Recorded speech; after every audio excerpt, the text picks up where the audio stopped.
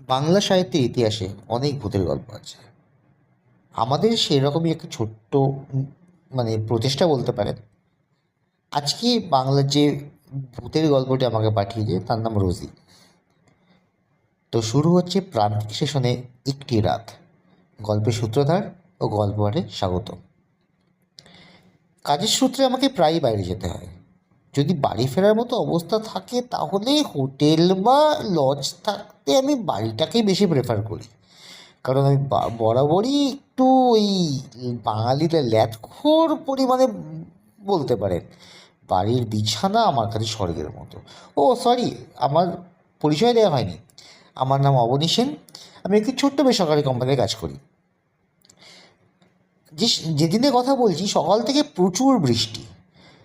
ভেবেছিলাম সারাদিন বাড়িতে ল্যাদ খেয়েই আমার দিন যাবে, কিন্তু হলো না। 11টা, 11:30 নাগাদ বসের ফোন। বস বললো ইমিডিয়েটলি আমাকে যেতে হবে প্রান্তিক স্টেশনে। ওখানে কিছু একটা সেলসের কাজ চলছে। তাই ইচ্ছা না থাকলেও বেরোলাম বাড়ি থেকে। যখন বেরোলাম তখন প্রচণ্ড বৃষ্টি। আন্দাজ করলাম 3টের মধ্যে প্রান্তিক স্টেশনে পৌঁছে যাব, এবং সব কিছু যদি ঠিকঠাক থাকে তাহলে 8টার মধ্যে বাড়ি। কিন্তু কপাল যদি খারাপ থাকে সেটা তো হয় না। প্রান্তিক স্টেশনে পৌঁছাতে পৌঁছাতে হয়ে গেল 4টে। কাজ খুব বেশি ছিল না, বাট স্টেশনে ফিরতে ফিরতে 7টা। অনেকগুলো ট্রেনও চলে গেছে। তাই স্টেশনে অগত্যা বসে থাকা। একবার গিয়ে ইনকোয়ারিতে জিজ্ঞেস করলাম পরবর্তী ট্রেন কখন আছে। স্টেশন মাস্টার বললো রাত 10টা, কিন্তু সেটা লেট হতে পারে। তাই অগত্যা স্টেশনে এদিক ওদিক ঘোরাঘুরি করে একটা জায়গায় বসলাম। স্টেশনে 1 ও 2 নম্বর প্ল্যাটফর্ম মিলিয়ে 4:10 একটি চপ এবং তেলে ভাজার দোকান আছে যেখানে চাও পাওয়া যাচ্ছে, সেখানে চলে গেলাম। একটু চা আর একটু চপ সহযোগে পেটটা ভরিয়ে 2 নম্বর প্ল্যাটফর্মে এসে বসলাম আমার ট্রেনের জন্য। এই অবস্থাতে প্রায় 9:30 বাজতে যায় তখন। অনেক যাত্রী চলে গেছে তার বাড়িতে। মোটামুটি এখন যাত্রী বলতে 3 থেকে 4 জন। আমার প্ল্যাটফর্মে আমি, সঙ্গে আরও 2 জন, আর 1 নম্বরে মনে হয়, যতদূর মনে আছে, 1 জন কি 2 জন। বৃষ্টিটা তখন কমেছিল।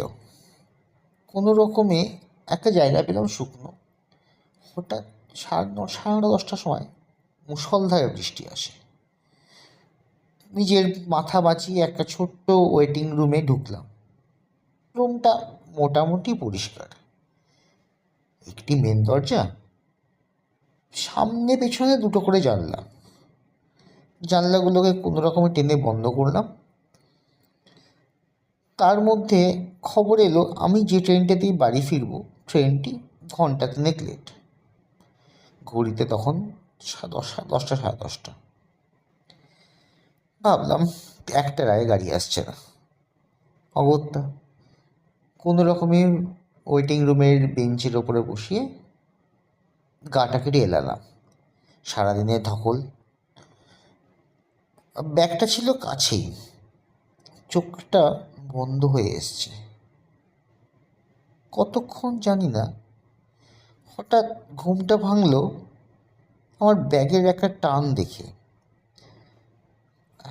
ঘুমটা ভাঙতে দেখি আমার ব্যাগ থেকে ছোট একটা ব্যাগ, যেখানে কিছু টাকা পয়সা ছিল, নিয়ে একটা 20-22 বছরের ছেলে আচমকা পিছিয়ে গেল। আমি চিৎকার করে ছেলেটাকে উঠলাম, এই তুই কে রে?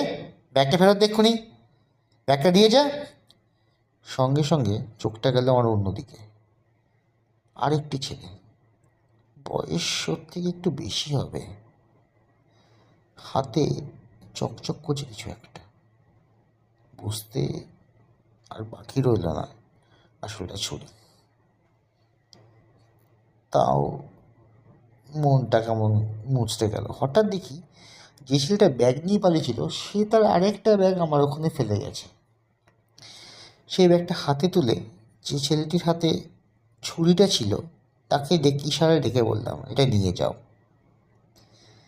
জানি না কেন ছেলেটা খুব ভদ্রভাবে এসে আমার কাছে বসলো।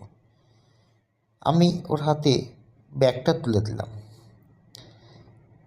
কেমন একটা মনে হলো, ছেলেগুলো মনে হয় অনেকদিন কিছু অনেক ভালো করে পেটে পড়েনি কিছু। আমি বললাম, খিদে পেয়েছে? দ্বিতীয় ছেলেটি বলল, ঘাড় নেড়ে বলল, হ্যাঁ। আমার পকেট থেকে 30 টাকা বের করে ওদের হাতে দিয়ে বললাম, যাও কিছু খেয়ে নাও। সে মাথা নেড়ে বলল, ঠিক আছে। হঠাৎ আমার মনে হলো যে কি প্রশ্ন করা উচিত। আমি ওকে বললাম, তোমরা চুরি করছো কেন? দ্বিতীয় ছেলেটা ধরা ধরা গলায় বলল, বাবু, দুদিন কিছু খাওয়া হয়নি, আপনি 30 টাকা দিয়েছেন, এই জন্য অনেক ধন্যবাদ। বলে ওরা চলে গেল। মিনিট 15 পরে ফিরে এলো। আমার সঙ্গে গল্প জুড়ে দিল, কেমন আছেন, কোথায় যাবেন, ভয় করছে কি না। ওরা আস্তে আস্তে অনেক সহজ হলো। অনেক কথা বলল, ঘরের কথা, চুরির কথা। এর মধ্যে ও বলল, বাবু, আপনি আমাকে অনেক সাহায্য করেছেন,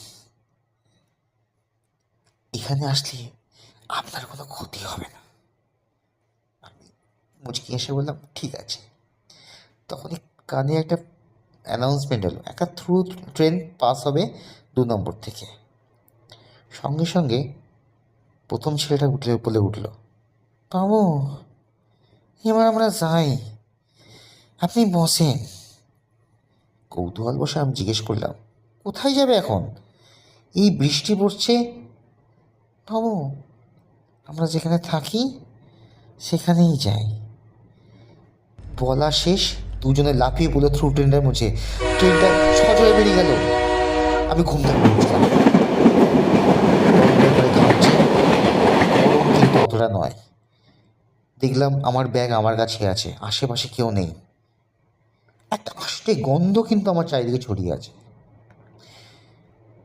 সামনে থেকে একটা লোক আসছে, হাতে একটা সিগন্যাল, হ্যাঁ রিলে যেমন সিগন্যাল দেয় ওইটা নিয়ে আমার কাছে এসে বললেন, কী ব্যাপার, আপনি এইভাবে ঘামছেন কেন? আমি একটু থতমত খেয়ে বললাম, ওই ওই ওই দুটো ছেলে এক্ষুনি ছিল। লোকটা হেসে বলল, ও আপনি সেন্টু আর মেন্টুর কথা বলছেন? আসলে ওরা দুজন চোর ছিল, পুলিশের তাড়া খেয়ে একদিন থ্রু ট্রেনের সামনেই ওরা আত্মহত্যা করে। তারপর থেকে যারা এখানে আসে তাদের মাঝে মাঝে ওরা দেখা দেয়। আমি বললাম, সে কি, কিন্তু আমি যে... এটাই ছিল আমার গল্প।